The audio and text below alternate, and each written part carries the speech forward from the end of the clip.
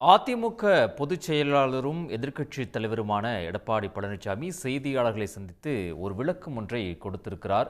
எங்கள் கூட்டணி ஆட்சி அமைக்கும் என்றுதான் அமித்ஷா கூறினார். பாஜக கூட்டணி ஆட்சி அமைக்கும் என்று அமித்ஷா கூறவில்லை என்ற ஒரு விளக்கத்தை அவர் கொடுத்திருக்கிறார். இது பற்றி நம்முடைய கருத்துக்களை பகிர்ந்து கொள்வதற்காக மூத்த பத்திரிகையாளர் திரு தராசு ஷியாம் அவர்கள் தொலைபேசி வாயிலாக இணைந்திருக்கிறார். வணக்கம் ஷியாம் சார். வணக்கம்.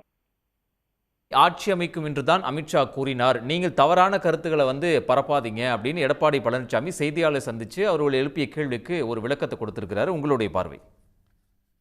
நான் புரிந்து கொண்ட வகையில அமித்ஷா அவர்கள் கூறியது கூட்டணி சர்க்கார் என்றுதான்.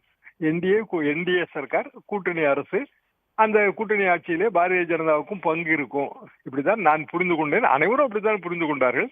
அதற்கு அடுத்தாற்போல் பேசிய, அதற்கு பின்னாலும் பேசிய நயினார் நாகேந்திரன் அவர்கள் 40 இடங்கள், எங்களுக்கு 40 இடங்களில் வெற்றி பெற வேண்டும் என்கிற இலக்கு என்று சொன்னார்.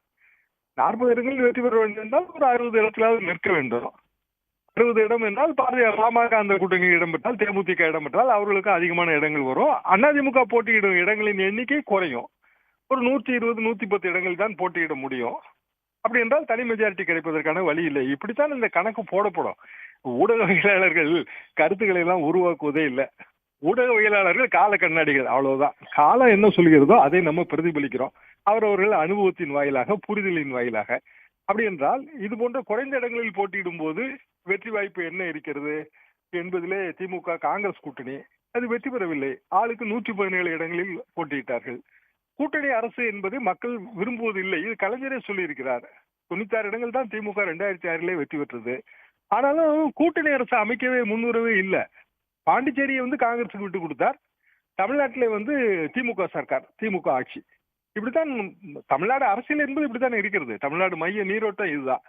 இது பாரதிய ஜனதா அதிமுக கூட்டணியிலே எப்படி அந்த பொருந்தாத்தன்மை வருகிறது என்றால், காங்கிரஸ் திமுக கூட்டணியில் காங்கிரஸ் கட்சியின் கொள்கைகள் என்பது அநேகமாக தமிழ்நாட்டின் கொள்கைகளோடு ஒத்துப்போகும். சில குறிப்பிட்ட விஷயங்களில் மாறுபடுவார்கள். உதாரணமாக ராஜீவ் கொலை கைதிகள் விடுதலை.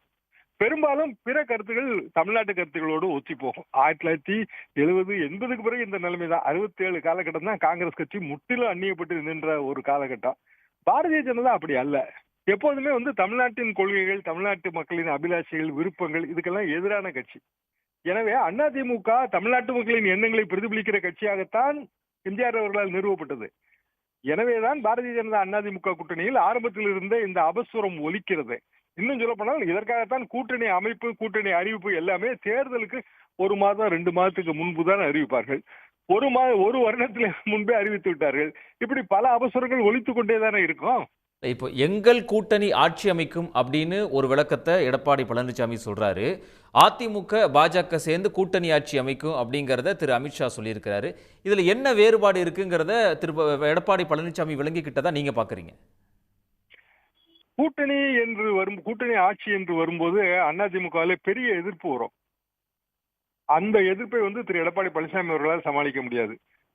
எம்ஜிஆர் அவர்கள், ஜெயலலிதா அவர்கள் இந்த ஏற்பாட்டுக்கு சம்மதிக்கவில்லை. அது அனைவருக்குமே தெரியும். எம்ஜிஆர் ஜெயலலிதா அல்ல எடப்பாடி பழனிசாமி அவர்கள். அவர் அதிமுகவின் பொதுச் செயலாளர். இன்னும் சொல்ல போனால் எல்லோருமே அங்கு சமமான தலைவர்கள் தான்.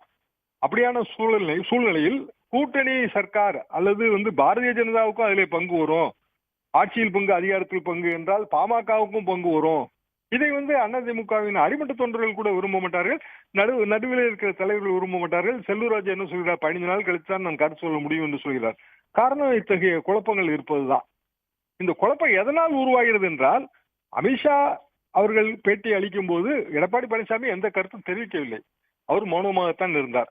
அதற்கு என்ன காரணம் சொல்லப்பட்டது என்றால், பிரஸ் கான்பரன்ஸே அமித்ஷா பிரஸ் கான்பரன்ஸ் தான், எனவே எடப்பாடி பழனிசாமி அவர்கள் கருத்து தெரிவிக்க வேண்டிய அவசியம் இல்லை என்று சொல்லப்பட்டது. அது நடந்தே சில தினங்கள் ஆகிவிட்டன. என்றாலும் இன்றைக்குத்தான் எடப்பாடி பழனிசாமி அவர்கள் கருத்து தெரிவித்திருக்கிறார். ஏன் இந்த காலதாமதம்? இந்த 4-5 தினங்களுக்குள் அதிமுகவுக்குள் நடக்கும் நிழல் யுத்தம். ஒவ்வொரு கட்டத்திலும் ஒவ்வொரு மாவட்டத்திலும் நிழல் யுத்தம் நடக்கிறது.